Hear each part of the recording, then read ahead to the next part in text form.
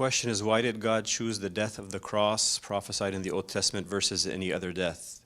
So I'm going to read very briefly the summary that I have of Saint Athanasius, who answers this question in his book on the Incarnation.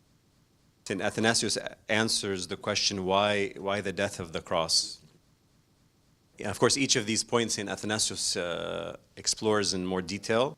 So I would encourage you that if you're interested, you can read his book on the Incarnation. He goes into much more detail, but I'll just give you the bullet points.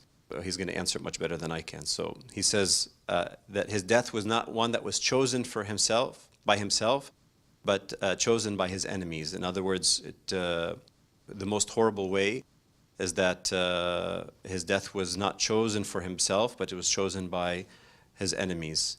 Number two, to be our curse. He died an accursed death, mentioning Galatians 3:13, cursed is everyone who hangs on a tree. Number three, he says he couldn't die through illness. It was unfitting, he says, that the Lord who healed bodies of others would neglect to keep his own health. And likewise, many may not have believed in his miracles if this was so. Number four, that it should be a public death in order that his resurrection should also be believed. Number five, he says to conquer the prince of the power of the air, which is mentioned in Ephesians 2:2, who is, of course, referring to the devil. Number six, and this is, of course, maybe more spiritual, he says, only on the cross does one die with arms outstretched.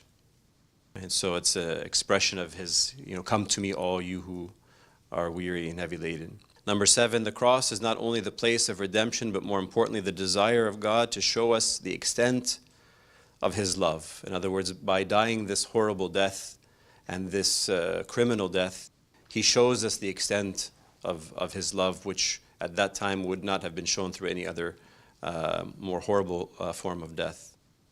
So again, if you want to explore these points in more detail, you can read St. Athanasius on the Incarnation.